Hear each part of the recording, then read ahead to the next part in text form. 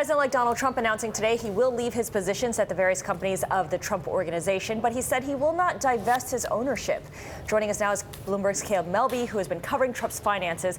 Caleb, when you listen to what he said earlier, and Oliver was just playing that for us before, where he said that he could run the company and run the government at the same time. It wouldn't look good, but he could do it. By law, he's not required to step down from Trump, is he? No, he could do that if he wanted to. So in that sense, what he planned for today is certainly more than is required of him. And by law, he does not need to divest his interest in the business either. No, he doesn't. Ethicists and watchdogs had hoped he would, or would at least transfer ownership to his children. He's not doing that. He's maintaining his ownership interest. He's turning over management to his two sons and his current chief financial officer. There will be like an ethics advisor there. They're not going to do any new deals, licensing agreements overseas, but they're leaving the option open for themselves here in the U.S.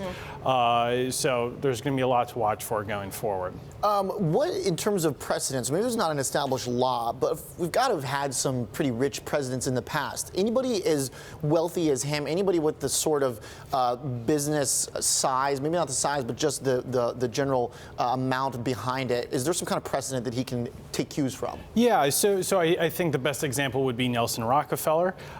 He turned over 10 years of tax returns to the FBI, allowed himself to be grilled specifically on his finances before Congress. I mean, he kept his interest in the family business, Standard Oil among them, but he went to just these sort of fantastic lengths to make sure everybody understood them, could see who he had paid money to, who he had given gifts to before. So in exchange for getting to keep those interests, he went to these, like, real depths of transparency. And of course, we haven't even gotten 1 year of tax returns from Donald Trump, and there's a tension. Ironically enough, because his lawyer compared him to Nelson Rockefeller, who was vice president, yes. But yet they haven't had the same degree of transparency. No, that's a good point.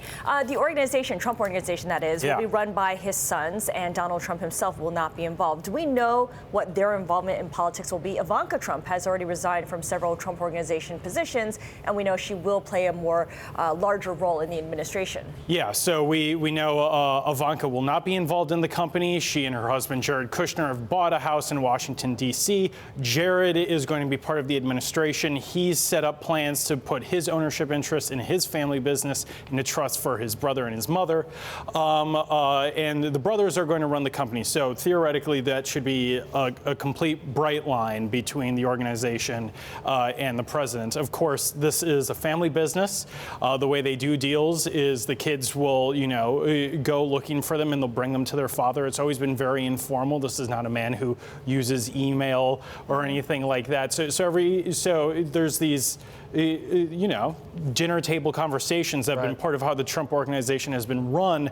And part of the problem with this plan going forward is you can still have those dinner table conversations. You could, or even absent that, people will wonder and ask if you are.